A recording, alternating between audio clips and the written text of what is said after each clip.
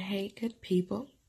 It has been a while since I said anything.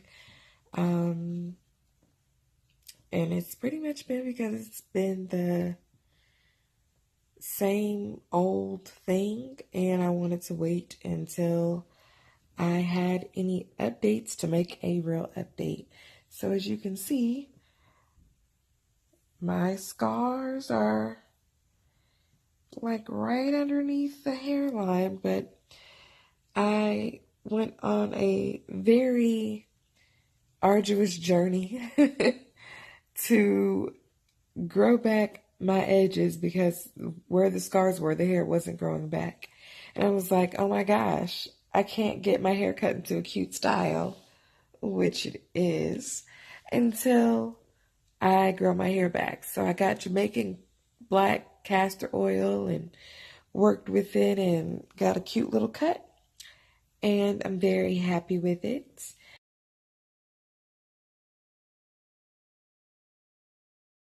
Um, it's been a little over 3 months since my final surgery. And, um, and since my last video, and I thought that things were going to be easy peasy rice and cheesy, go in, get the staples removed from my head, um, and just go forth with that. But the pain lasted a lot longer than I expected. Um, so I was definitely ibuprofen 800 was my buddy throughout all of this. Sorry, I have really big eyes, but they're kind of low right now because I took my anti-epilepsy meds, and so they're low because I'm getting sleepy. And I still have on last night's makeup. Don't judge me. We're here to learn, okay? Okay. So, basically what's happened since then, after I got over the pain, I am still, I have the NeuroPace device implanted right here. For some reason, at times I can feel pain from the scars, and if at certain times, like if my heart's beating too hard, like hard or fast, the blood is coursing and it's kind of like pushing up on the implant, and I feel that. But it's just a minor inconvenience. It's nothing that I'm worried about or anything.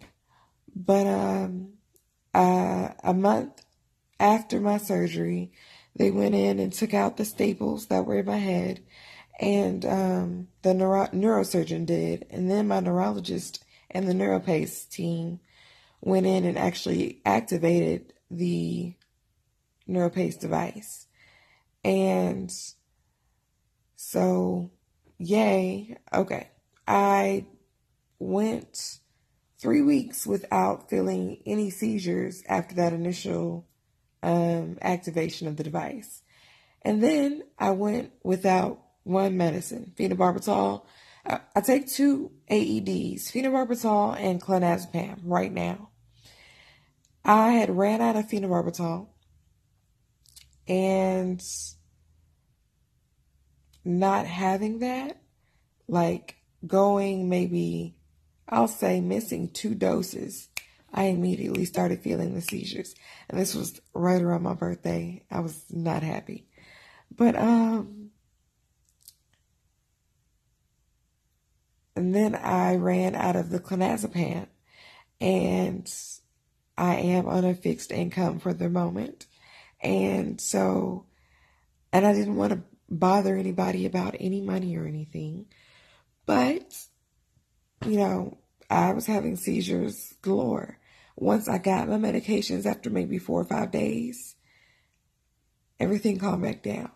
So I went to my neurologist, epileptologist, same difference. Dr. Pervin at UT Southwestern.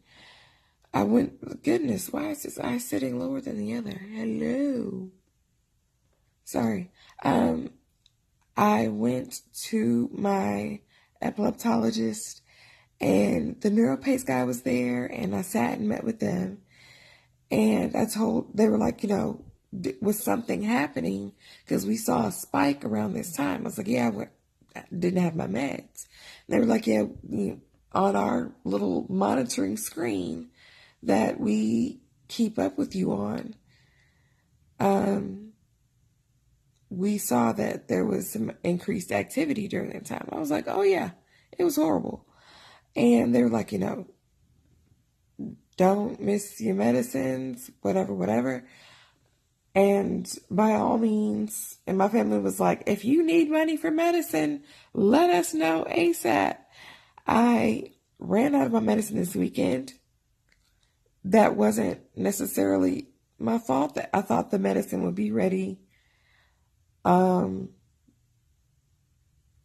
Sunday or Monday, and they didn't have it until Tuesday. So I tried. But I think I'm gonna do a mail order prescription thing, so the medicine's here on time, because I can't afford to regress back to having a lot of seizures and pain and everything else. So, my doctors think the right-sided pain that I have is not necessarily my autoimmune encephalitis, that it's being caused by seizure processes. So, I don't know the validity of that. They don't really know, but it's a school of thought. Additionally, in between that visit and the next visit, because I went in April, and I went in June for recalibration. I have a computer and a little wand. I think I've shown it to y'all. I don't know if I've shown it to y'all. If you go to my Instagram, you'll see me with the wand, or I hold the wand over this area and it picks up the transmission from the NeuroPace device. It's connected to a computer and that information is sent off. I'm supposed to do this every day. I have my clock set to do it every day. I probably do it every 2 or 3, 4 days. And so that's my fault. I have to get better about that. But I'm just being realistic. Sometimes I'm either tired or I forget, or I'm not home when my alarm goes off and then I forget. So anyway, they're still monitoring. And when I went my last visit in June, they told me that basically they can tell when I'm having clinical seizures, or I have an app and I'm supposed to log when I have a clinical seizure. Pause. Incredibles 2. A wonderful, wonderful movie I've been waiting 14 years to see. Me and my daughter all gung-ho, because it came out when she was like 1, and we had it on DVD when she was a toddler learning to talk. She probably learned how to talk from that movie. We were amped to go see it. They should have given a warning about the strobe lights in that movie, because I damn sure had a seizure during Incredibles 2. But I digress. Anyway, back to what I was saying. Oh, clinical seizures. I had a clinical seizure. I felt that seizure. So the seizures that I've had when I've been off of my medicine, and I felt them, and I felt the pain and all the other icky stuff that happens when I have a seizure. Though I'm conscious, though I'm aware, it's extremely painful and I can't really move, right? And Those are my clinical seizures. And I have an app that they want me to log those in. Even besides the app, they are saying that they're pretty much monitoring what they're seeing is nonstop seizures. So just because I didn't feel anything those first 3 weeks, if I don't feel anything today, tomorrow, the next day, I'm still having seizures. And somebody asked me, do you think that the surgery was worth it? And I was like, hells yeah. If I can't feel the seizures, that's an improvement in the quality of my life.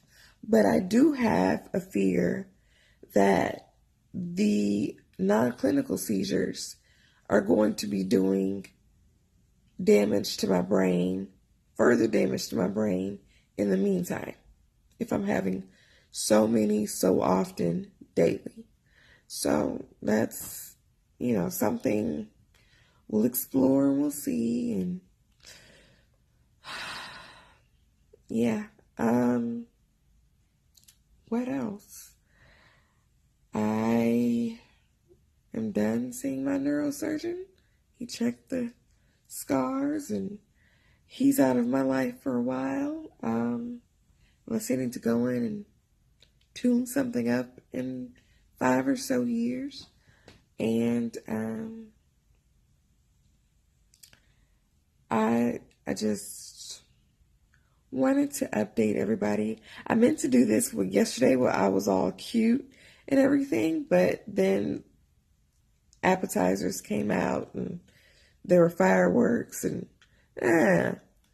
so you're getting this. But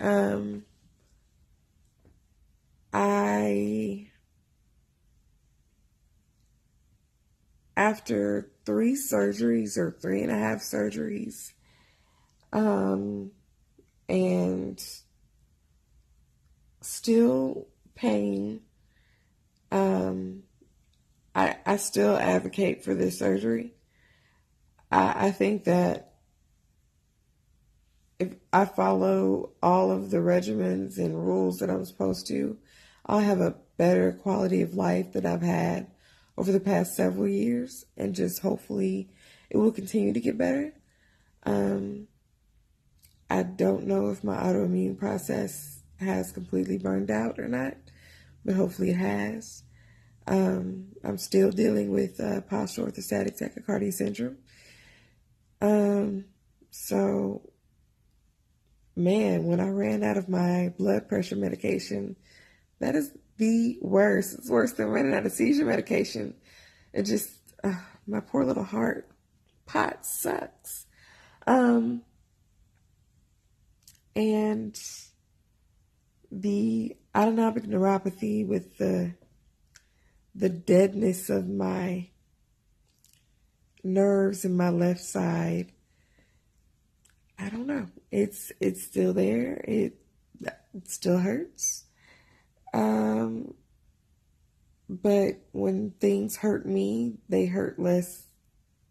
My inside hurts, but if something hits me on the outside, it doesn't hurt as much on the side. Whatever. Get my nose pierced soon, because I can do what I want to. I had brain surgery. I'm going to get it over here because it'll hurt less than here. And this is my selfie pose side. Anyway,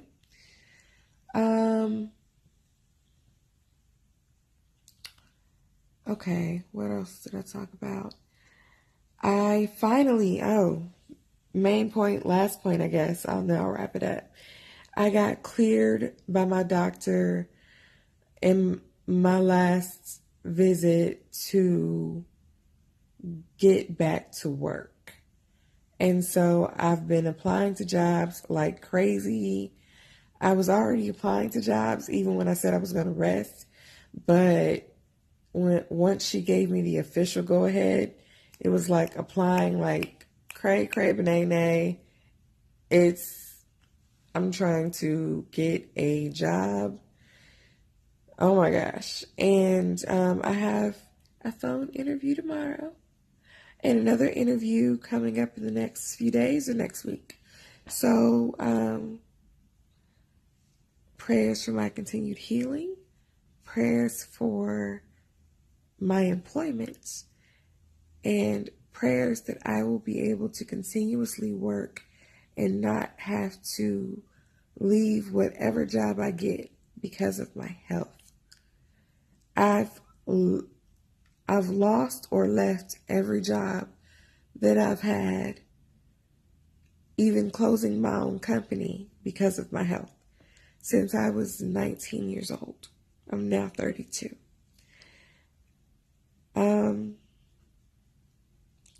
It's time for a change. My daughter is about to be a sophomore in high school. She has had a sick mother since she was 2.